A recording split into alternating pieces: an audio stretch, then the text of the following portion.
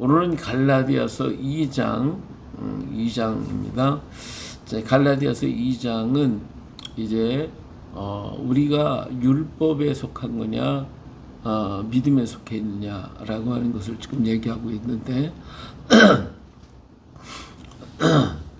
14년 후에 내가 바나바와 함께 디도를 데리고 다시 예루살렘에 올라갔다. 여기 그러니까 그가 다메섹에서 은혜를 받고 예수님 만나고 그리고 그래서 3년 동안 아라비아에 갔다가 그 후에 14년 후에 바나바와 함께 디도를 데리고 예루살렘에 올라갔다 한 거죠. 여기에서 그는 어떤 사람한테 배웠다거나 사람한테 전수받아서 내가 이 복음을 전한 게 아니고 나는 계시로만 예수 그리스도로 말미암아 직접 사도의 직을 맡고 이 귀한 은혜를 받게 되었노라고 하는 것을 변명하기 위해서 하고 있는 얘기죠. 자, 계시를 따라 올라가 내가 이방 가운데 전파하는 복음을 그들에게 제시하되 14년 후에 올라간 이유가 뭐냐면 나는 그들에게 뭘 배우려고 가는 것이 아니라 내게 주신 그 사명이 어떤 것이라고 하는 것을 알리기 위해서 갔다라고 하는 것이죠. 그러니까 이방 가운데서 전파하는 복음을 나는 지금 이방인에서 바울은 이방인의 사도로서 이방인에게 복음을 전하고 있는데 이 복음을 전하는 것을 이방인의 가운데 전파하는 복음을 그들에게 이제 그 사도들에게 제시함으로써 유력한 자들에게 사사롭게 한 것은 내가 다름질하는 것이나 다름질하는 것이 헛되지 않게 하려 합니다. 그래서 그들에게 가서 내가 지금 이방인의 사도로서 이렇게 이방인에게 복음을 전하고 그들을 받았다고 하는 얘기를 전하러 가는 거예요. 그래서 내가 지금까지 한 일이 헛되지 않도록 그렇게 하고 있다. 하러 갔다 그 말이죠. 자, 그러나 나와 함께 있는 헬라인 디도까지도 억지로 할례를 받게 하지 아니하지. 디도도 이방인이지만 내가 억지로 할례를 받게 하지 않았다. 근데 가만히 들어온 거짓 형제들 때문이다. 그들이 가만히 들어온 것은 그리스도 예수 안에서 우리가 가진 자유를 엿보고 우리를 종으로 삼고자 함이로되. 그랬어요. 자, 여기서 가만히 들어온 자는 누구냐? 유대교를 지금 얘기하고 있는 거예요. 자, 유대인이 돼서 예수를 믿게 되면 유대인들처럼 할례를 받아야 된다. 이게 율법적으로다가 이건 할례를 받는 것이다. 받아야 되는 것이다. 이런 얘기를 지금 자꾸 하고 있는 거죠. 이것이 가만히 들어온 자의 모습이다. 라고 하는 그들이 가만히 들어와서 지금 이방인에게 나는 지금 복음을 전하고 있고 이걸 여러분들에게 보고하러 왔는데 얘기하고 있는데 여기에 그 가만히 들어온 다시 말하면 유대인들이 와서 너희도 할례를 받아야 된다 라고 자꾸 얘기를 하는 것이죠. 그들에게 우리가 한시도 복종하지 아니하였으니 이는 복음의 진리가 항상 너희 가운데 있게 하리. 근데 복음의 진리는 행위에 있지 않다는 거예요. 그런 뭐 외형적으로 뭐 할례를 받아야 되고 안 받아야 되고 그게 문제가 아니다라는 것이죠. 그런데 이렇게 내가 이방인에게 전했는데 이방인들 다 어떻게 해요? 할례를 받게 만들고 유대인 되게 만들려고 한다 그 말이죠. 예, 그것이 아니라 진정한 복음은 그것이 아니다라고 하는 거죠. 자, 유력하는 이들 중에 본래 어떤 이들이든지 내게 상관이 없으며 하나님은 사람을 위험으로 취하지 아니하시나니 저 유력한 이들은 내게 의무를 더하여 주는 것이 없고. 그러니까 여기서 유력하다고 하는 사람들은 사도들을 말하고 있는데 이렇게 말하면서도 사실 뭐 어떤 사람은 유력하고 어떤 사람은 뭐 유력하지 않고 그건 아니다 이거죠. 그건 아니다. 사람은 하나님은 외모를 취하지 않는다 하는 것이죠. 근데 그 사람들이 그 사도들이 나에게 어떤 것을 뭐 내게 의무를 더해 준 것은 없다는 거예요. 도리어 그들은 내게 무할례자에게 복음 전함을 맡은 것이 베드로가 할례자에 맡은 것 같은 것을 보았고 베드로의 역사하사 그들을 할례자의 사도로 삼으시니가 또한 내게 역사하사 나를 이방인의 사도로 삼으셨다라고 하는 것이죠. 다시 말하면 지금 바울이 지금 전하고 있는 복음의 역사, 복음을 통해서 나타나는 그런 현상과 모든 현상을 할례를 받은 자들에게 가서 복음을 전하고 있는 베드로, 이런 사람들이 가서 전할 때에 나타나는 그 현상과 다를 바가 없다. 이거 똑같다 그거예요.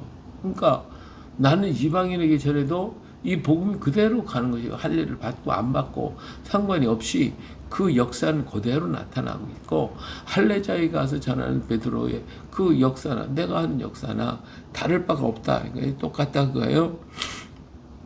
그래서 베드로의 역사하사 그를 할례자의 사도로 삼으시니가 또한 내게 역사하사 나를 이방인을 삼으신 것, 이게 똑같지 않냐 그 말이에요.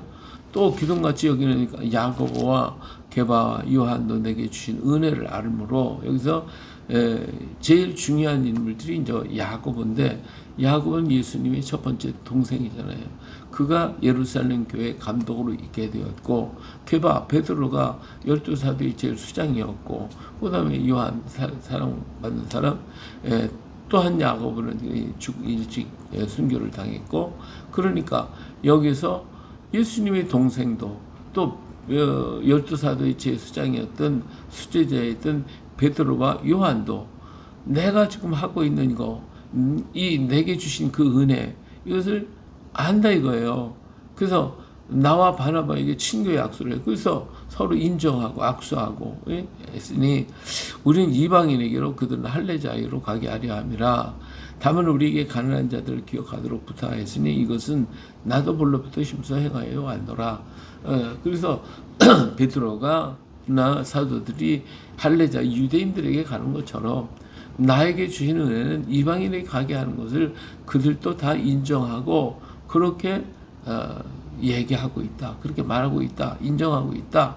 그래서 우리와 같이 연대했고 손을 잡았고 함께 하고 있지 않냐라고 하는 것을 분명하게 얘기하고 있는 것이죠. 그러니까 바울이 전하는 복음과 베드로가 전하는 복음이 다르냐?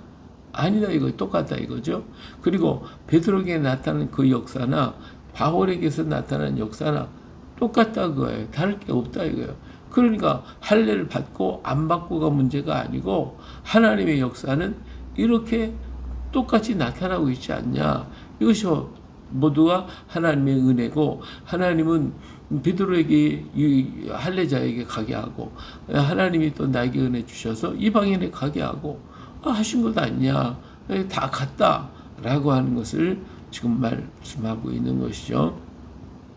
자, 그러면서 오히려 게바가 안디옥에 이르렀을 때에 책망받은 일이 있었다.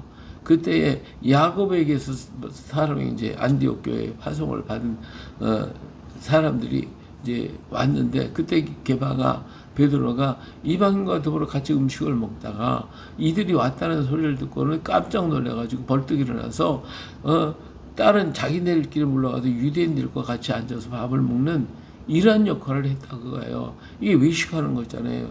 그렇기 때문에 나는 그 게바에게 책망했다 이거예요. 네가 유대인으로서 이방인을 따르고 유대인답게 살지 아니하면서 어찌하여 억지로 이방인을 유대인에게 살려 하느냐 하였느니라.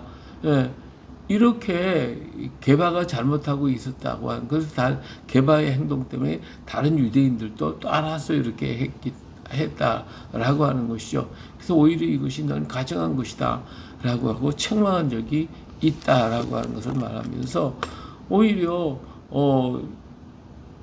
이방인에게 복음을 전하는 것이 내가 틀린 게 아니지 않냐 라고 하는 걸 분명하게 말하고 있어요. 우리는 본래 유대인이요 이방 주인이 아니로되 사람이 의롭게 되는 것은 율법의 행위로 말미암은 것이 아니요 오직 예수 그리스도를 믿음으로 말미암아 되는 줄을 알므로. 그러니까 자, 할례를 받는다, 또 뭐 여러 가지 시기 또 절기 뭐 이런 것에 그런 것에 구애받지 아니하고 율법에 구애받지 아니하고 복음은 이방인에게도 전파되고 있다 그거예요. 근데 그 이방인을 억지로 예수 믿는 사람들을 억지로 유대인처럼 만들려고 하는 그 자체가 잘못됐다는 것이죠. 그러면서 우리가 죄 사함을 받는 것은 내가 의롭게 되는 것은 또 율법의 행위를 했기 때문에 받느냐? 지금까지 그런 율법대로 했지만 우리가 의롭다 함을 받은 적이 있냐 그거예요. 율법으로는 의롭다 함을 받을 수가 없다. 오직 의롭다 함을 받을 수 있는 것은 뭐냐? 믿음으로 되는 것이다. 예수 그리스도를 믿음으로. 자, 사람이 이렇게 되는 건 율법의 행위로 말미암는 게 아니요 오직 예수 그리스도를 믿음으로 말미암는 줄을 알므로 우리도 그리스도 예수를 믿는 거 아니냐 그 말이죠. 믿나니 이는 우리가 율법의 행위로서가 아니고 그리스도를 믿음으로써 의롭다함을 얻으려 합니다. 율법의 행위로서는 의롭다함을 육체가 아무도 없다는 거예요. 지금까지 우리가 그렇게 해왔지 않냐 그거예요. 그런데 그 율법을 의지하고 율법을 따라가야 된다고 하면 이 자체가 잘못된 것이다 라고 하는 것을 분명하게 말씀하고 있습니다. 만일 우리가 그리스도 안에서 의롭게 되려 하다가 죄인으로 드러나면 그리스도께서 죄를 짓게 하는 거냐? 결코 그럴 수 없느니라. 우리는 예수 그리스도 안에서 있는 것이고 그 믿음으로써 내가 의롭다함을 받는다. 그러면 율법을 안 지키고 그러면 해도 괜찮은 거냐? 그건 아니다 그거죠. 율법의 행위로서는 구원받을 수 없고 의롭다함을 받을 수가 없어. 그런데 이방인은 율법을 안 지키니까 죄를 범하는 거냐? 아니다 그거죠. 은혜를 받은 사람은 그 하나님의 은혜에 감동돼서 우리는 자연스러운 행동을 삶을 살아가는 거예요. 그런 거로 율법에 매여 있는 것이 있는 것이 아니다라는 것을 분명하게 여기서 얘기하고 있는 거예요. 만일 내가 헐었던 것을 다시 세우면 내가 나를 본법자로 만드는 것이라. 내가 율법으로 말미암아 율법에 대해 죽었나니 이는 하나님께 대하여 살려 합니다. 난 율법에 속한 자가 아니고 그렇다고 해서 율법을 무시하는 거냐? 아니다 그거예요. 내가 꼭 율법대로 뭐 할례를 받아야 되고 어떤 것을 해야 되고 뭐 절기를 지키고 뭐 하고 이런 것들이 전부 다 들어가 있잖아요. 그렇게 해야 의로움이 유지되는 것처럼 생각하는데 그게 아니다라는 것이죠. 나는 믿음으로 의롭다함을 얻었다고 하면 그 은혜를 인하여 난 그 사랑 때문에 내 스스로가 하나님의 뜻에 합당하게 살아가는 것이지. 그런데 그렇게 해놓고서 내가 죄를 범하는 거냐? 그러면 예수 그리스도께서 나를 죄짓게 만든 건 아니지 않냐? 난 예수 그리스도의 그 은혜로 말미암아 은혜를 받았으니까 나의 삶 자체가 모두가 다 의로운 삶으로 바꿔지는 것이. 그래서 나는 율법을 속한 자가 아니고 율법을 초월한 자야. 다시 한번 그리스도를 사랑함으로 모든 삶을 이루어가는 거야. 그렇다고 해서 꼭 율법대로 뭐 할례를 받아야 되느냐? 아니지 않냐 이거죠.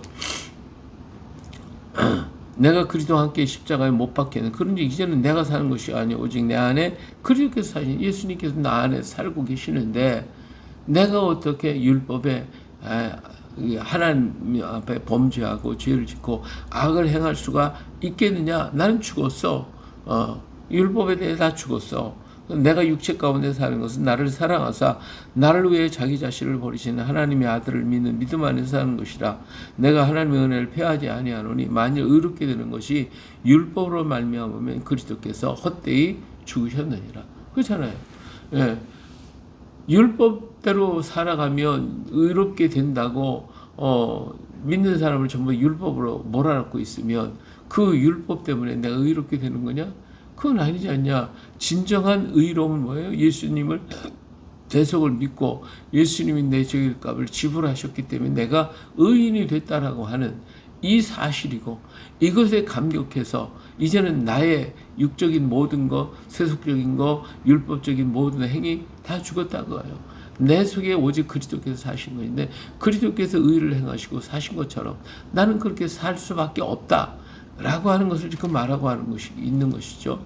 그런데 그걸 저버리고 율법에 매여 가지고 있다고 하면 그리스도가 헛되이 죽은 거 아니냐.